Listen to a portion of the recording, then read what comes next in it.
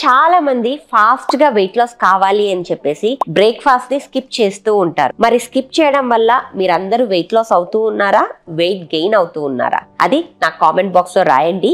Breakfast skip చేయడం వల్ల ఏమవుతుంది, స్కిప్ చేయకపోవడం వల్ల ఏమవుతుందో నేను మీకు ఇప్పుడు ఎక్స్ప్లెయిన్ చేస్తాను. చాలా మంది అనుకుంటారు బ్రేక్ఫాస్ట్ ని స్కిప్ చేయడం వల్ల వెయిట్ లాస్ అవుతాము.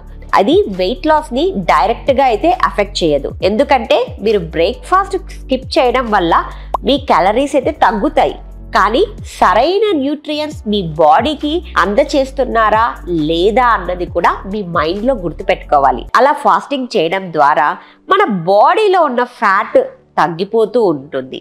ఎందుకంటే 12 hours కి పైన ఫాస్టింగ్ చేస్తే మన స్టబాన్ ఫ్యాట్ తగ్గడానికి హెల్ప్ అవుతుంది. దాంతో పాటు మన ఇన్సులిన్ సెన్సిటివిటీని పెంచడానికి కూడా హెల్ప్ చేస్తుంది అని చాలా స్టడీస్ చెప్పాయి. వాళ్ళకు morning sunrise to sunset అంటే అర్లీ డిన్నర్స్ ని తీసుకోమంటాను. మార్నింగ్ అరౌండ్ 9:30, 10 కి బ్రేక్ఫాస్ట్ చేయమంటాను. బ్రేక్ఫాస్ట్ అనేది మన డేలో చాలా ఇంపార్టెంట్ మీల్. దాన్ని స్కిప్ చేయకుండా సరైన న్యూట్రియంట్స్ ని పెట్టుకొని తినడం ద్వారా మన బాడీకి చాలా ఎనర్జీని ఇస్తుంది, రోజంతా యాక్టివ్గా ఉంచుతుంది.